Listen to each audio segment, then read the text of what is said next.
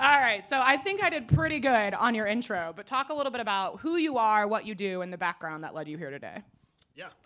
So Braden Turner, Vice President, Digital and Restaurant Technology at Tropical Smoothie Cafe. Hands up, who knows Tropical Smoothie Cafe? Yeah. Nice, good. Hands up if you know we have food. A few less hands. So we're Tropical Smoothie Cafe, 1,500 locations around the country. We operate in 44 states, mostly central, east coast, down south. We have obviously great smoothies, but we also have great food, wraps, salads, flatbreads. So yeah, great products to come and try out. And you were in hotels prior to this, right? Correct. So I've been in technology 20-ish years, a long time with Vodafone out of New Zealand, and then came here to the States in 2012.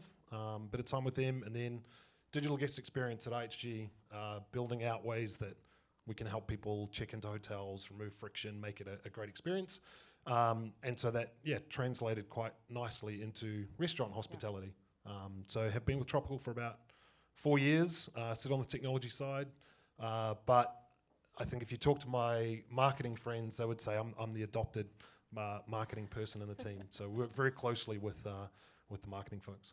So digital can mean a lot of different things to a lot of different people, and we're going to cover a little bit of them through the next 30 minutes. But let's start with third-party delivery, right? And I think everyone in this room knows that COVID accelerated third-party delivery, but now it's not just about being on those channels, it's about leveraging them as marketing tools, right? So what does that look like for Tropical Smoothie? Yeah, really important. It's like most brands here, it's probably a big percentage of your mix. So really important channel. I kind of treat third party, it's like search. You've got to figure out ways that you can be in there to get to the top of the list. And there's a couple of different ways, that we do that. Obviously, the information that is shared with those partners, got to make sure that the information is accurate. The imagery that we're using to entice people is looking good. So our presence is good. And then the second part is working with those third-party aggregators to get in there, top of the list with offers. We do a lot of campaigns with the third-party aggregators. So the more you can get those relationships, I think that helps. So they're often coming to us to say, can we run a campaign? Can we do an offer? And that gets us to the top of the list. So, are all third-party delivery channels created equally? In terms of... You can answer that however you want to. No, just because of the scale. Obviously, there's bigger players that are national, and then there are other smaller players that are important for for specific markets. So important to those operators, but obviously the ones that are national are, in my mind, more important. You talked about how you use them for both campaigns and for search, right? So do you see them as a performance channel or a brand awareness channel, or can it be both? Definitely both. We believe that this is an incremental channel. Yeah. So we think that guests that are using these aggregators, that's their preference. We're now thinking about where am I going to eat lunch, where I'm going to have dinner tonight. They're going to those places, the marketplaces, to get inspiration, and they don't always know about our brands. And so, again, that's why it's important to be in there to get to the top of the list.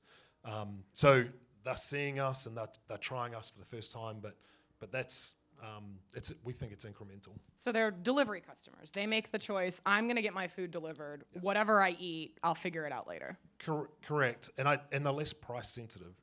They're in those places, the prices are higher, they're paying delivery fees, they're paying a tip, which is on top of all of that for a driver. It's expensive. Yeah. But they are less price sensitive, so that's them. They're going to be a delivery customer. So how do you treat them differently from some of your owned customers, as an example? I don't know that we do treat them differently.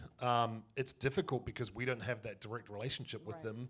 A very small percentage are using the marketplaces and picking up, but the majority are getting delivery. So it's the driver that's coming into our cafes.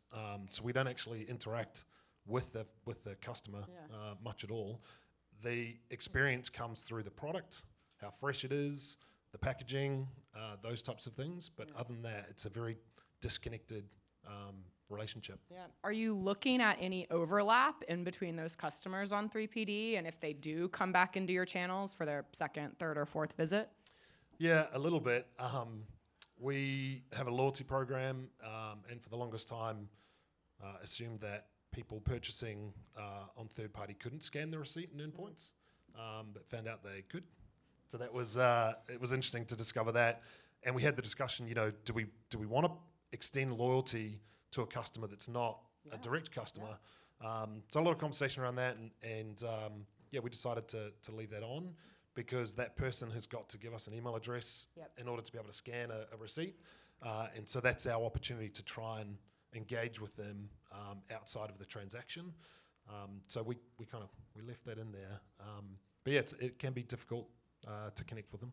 Are you spending resources like bag stuffers or bounce backs or something to try to get those delivery customers into your channels, or is just the juice not really worth the squeeze? I'd say it's not worth the squeeze. We do those things just as general business. Yeah. So because they're receiving a bag of food and smoothies from us, those stuffers are going to be in there, but not specifically because they're a delivery or third-party customer. Yeah. They're going to stay with those channels, and so I don't think it's worth the time, the investment, to try and shift them. Yeah. Okay, so let's move on into kind of own digital channels, right? Between online ordering, mobile apps, in-store ordering, kiosks, right? Loyalty, there's a number of different things that we can go in and invest. How do you prioritize where to invest in digital? Yeah, I think you got to look at what's the piece of that experience that you want to own to make it really on brand, and where is it easiest to do that? For us, that was the mobile experience. So when I first joined, we had 800-ish locations, very big into a tech stack that was white labeled, third-party applications, and we decided that owning the mobile experience, the one that's very kind of intimate for our guests, for us to be in their pocket with the brand and experience that we could design, we felt that was really important. So for us, it was the mobile app that it was where we started. So that was kind of how we decided the pieces of the tech stack that we thought were important to own. Where did you build off of from the mobile app? From there, it's really been around the engagement platform, the guest engagement, and the customer data. Yeah. I think that customer data platform is so important to get those insights, to then feed that back out to marketing, to have that so that they can to get more personalized, to create offers and incentives that are a bit more specific to a segment, I think is really important. And so that CDP is where we kind of move to next. Our approach is looking at like our loyalty partner, for example. They did everything for us, CRM, loyalty, and so we started to pull apart that and just look at, okay, the guest engagement piece, how we engaged through email, through SMS, through push, was an area that we wanted to kind of bring in a provider that was best practice. So. You mentioned you started at Tropical Smoothie when there was 800 locations. There's 1,100 now? Did 1,300? 1,500. Oh, man, guys. How are you thinking about building a digital platform that can scale with you as your number of locations also grow? Yeah, we have decided to build a middle tier, kind of a technology that all of our partners integrate with. And so as we consider platforms that we might want to replace, that we might want to own, we've just built that in a way that's kind of modular. We can plug in different platforms where we see the need. Yeah. So it's kind of being extensible and being able to scale in that sense. Does that make switching partners a little less painful? I mean, it's always going to be painful if you switch any sort of technology partner, right? Yeah, it is. It's always going to be painful, but as I say, it's a little bit less painful, where you can kind of orchestrate that within our systems, within our control. And so when you do plug those other people in, it's just a little bit easier. Yeah. You talked about when you decide to build it your own or outsource to other people. Like, what does that decision process look like? The build, buy, partner discussion. I think how we get to that point is how often are we annoyed at our vendors because they don't have the capability or the thing that we want. That's always the challenge, is you're beholden to their roadmap and their platform, and they're trying to provide a service and a product that meets the needs of many people, many customers. So that's kind of how it starts, is the frustration of the lack of capability that we need. And so we kind of look at where does that frustration live the most, where are the gaps, and then it's just figuring out, have we got the right skills, have we got the right resources to be able to do that ourselves successfully, and then to be able to scale it. It's easy to build something, but to be able to maintain it and operate it is a little bit different. Do you think we don't focus as much on the building and maintaining, and it's like, how do we get it up? And then it's like, oh wait, we have to actually operationalize this. Yeah, I think we're like other QSR brands, we're all similar with such lean teams. And to be able to operate things, you need people. And so don't underestimate what's involved in maintaining platforms and operating them. And like I'm a digital guy, I'm a product guy. I get excited with the shiny thing, I'll admit that.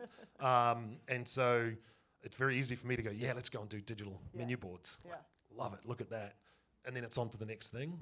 You have to be very intentional to say, well, if we want those digital menu boards in there, they're gonna break, they're gonna stop working, and we want to enhance it over time. So what infrastructure, what resources do we have to put around that to make sure that we can maintain it and it just doesn't collect dust and not do what we need it to do? If we go back to influencing partners' roadmap, right? So we're all beholden to third-party technology providers. We can't do it all ourselves. Do you have any tips for influencing their roadmap of how we can effectively communicate our business priorities? Because we hear it all the time, right? It's like, oh, that's a great feature. We'll put it on our roadmap, and then it's like we never hear from it again. So what works to influence them? Get them drunk, take photos. Take photos. Damn, Braden. You've got something on them. It's blackmail. I mean, all right. It's relationships. It's very difficult, but we try and share our roadmaps really early and frequent. So we've been spending time with the key platform vendors and talking about, hey, this is our vision. This is what we're wanting to achieve. And we look for those areas where there's overlap. We can kind of accelerate in some places. And then pick and choose your battles. Like you're not going to be able to go to them with 10 or even 5 things a year and go, I need you to build this and I need you to build it real quick. Pick your one or two and just work with them. Do you focus on your business value, or do you try to generalize it across how it could be applicable to some of their other partners? Or if you're like, that's their job to be able to do it? I have empathy for what they are trying to achieve, and I understand, they've got many different brands and needs to meet. But no, you got to focus on your own. So it's our roadmap. This is what we need to achieve. Can you help us get there? Yeah. So of all of the different things that can plug into your middle tier, right? You talked about, hey, we're going to plug into here.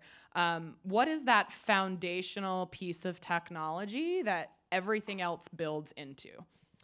Yeah, I was thinking about this, and I don't think it's one. Like, to me, the point of sale in our restaurants is critical. We recently rolled out, or a couple of years ago, a new point of sale that's consistent across all locations. It's cloud-based, and that's been a game changer for us. The speed at which we can make updates down to the cafe has been amazing. And so for that reason, like, there's so much that plugs into that point of sale. It's the thing that gets that order into the cafe and into the kitchen display systems. And so for me, in cafe, it's definitely that. It's the point of sale. And then kind of above property, I think it's the CDP. What happens if you work with a bunch of operators that have a fragmented POS system? We don't. We just fire them? Yeah. No, we have a single point of sale system. We mandate that, and they get the benefit of that.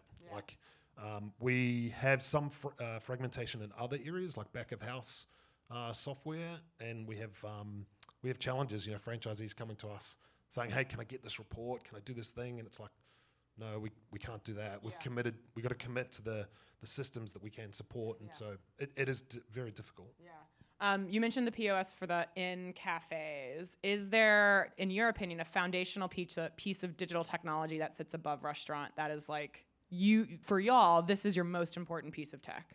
I think it's a CDP. Yeah, it's the customer data platform. Just because for us, that sits at the heart of all of our marketing stack. It integrates with loyalty, our attribution, with our guest engagement platform. And it's what makes the data consistent across all of those channels. So what is a add to cart, what is a transaction, what is a session start is exactly the same wherever you're looking at the data and wherever you're using that either for insights or for creation of segments, offers, it's all the same. So to me, that's pretty critical. Yeah.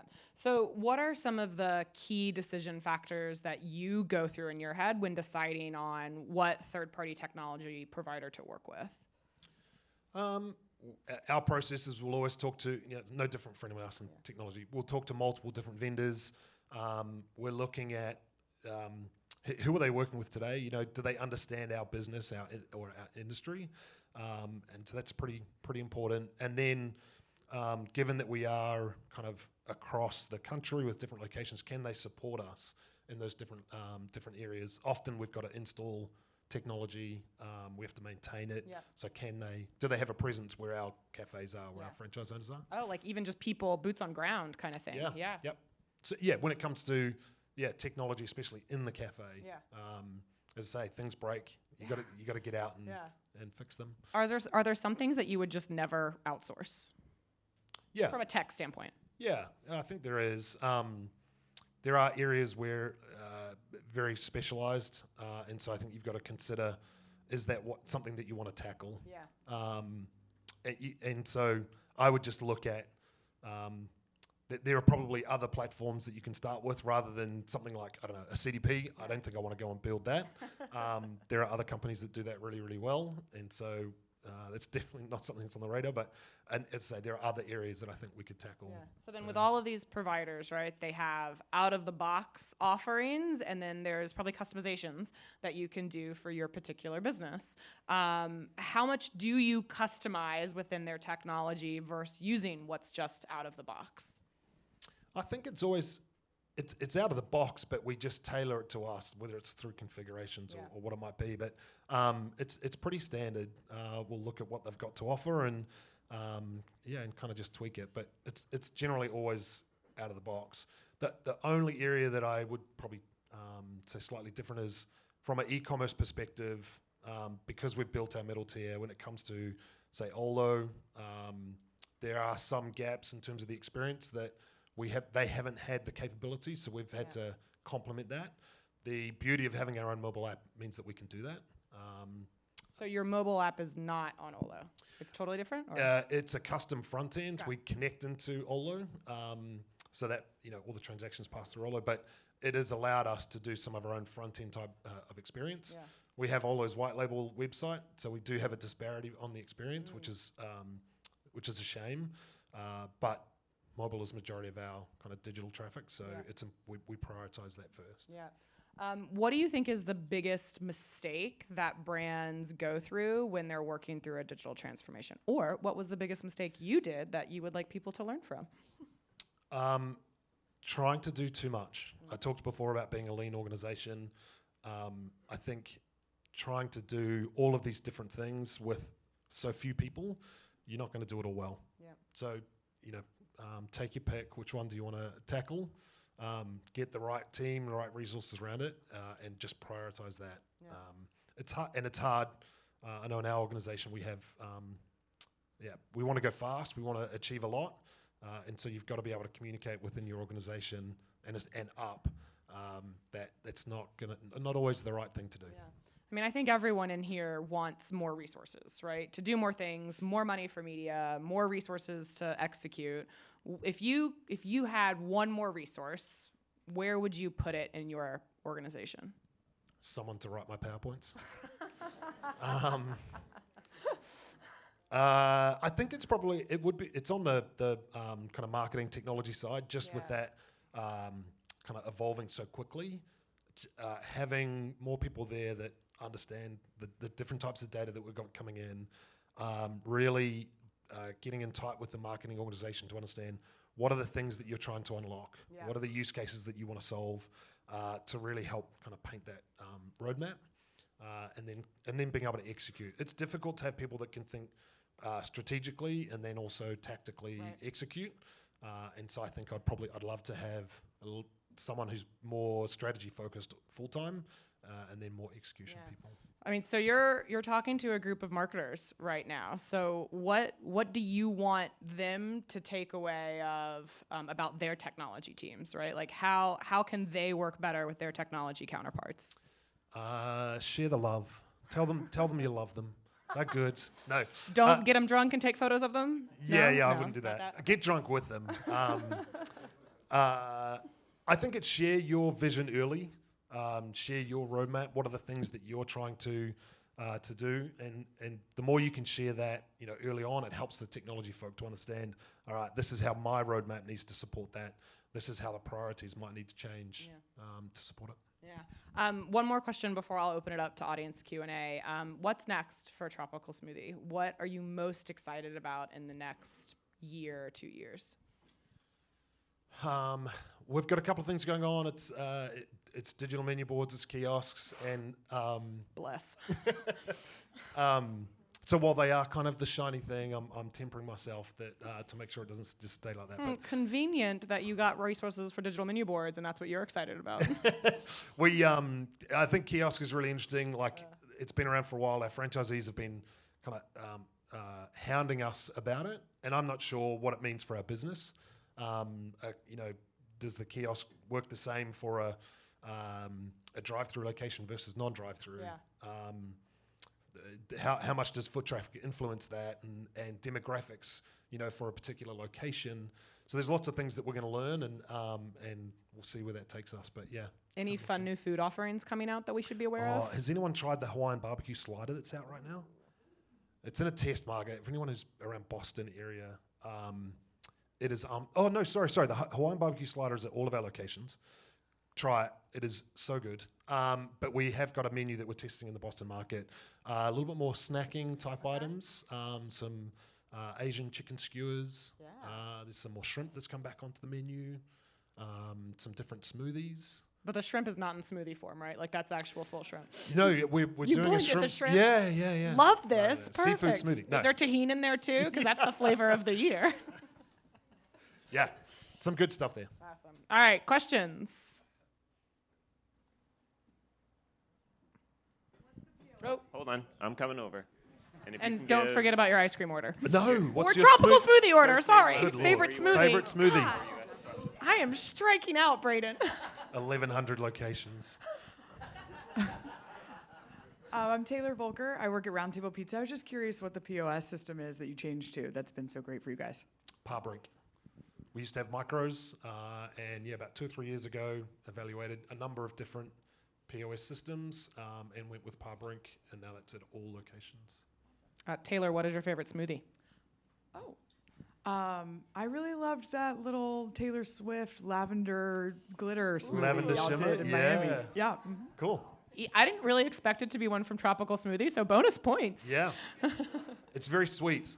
I always try the smoothies without changing anything to start with, and then I'll often customize from there. But that one is very sweet, so you can remove some of the sweetener if you're not into that. To be fair, I didn't have it. I just thought it was a really cool activation. Oh, okay. You've lost your point. Taylor! It was in Miami one time, right? Don't let the details get in the way of a good story.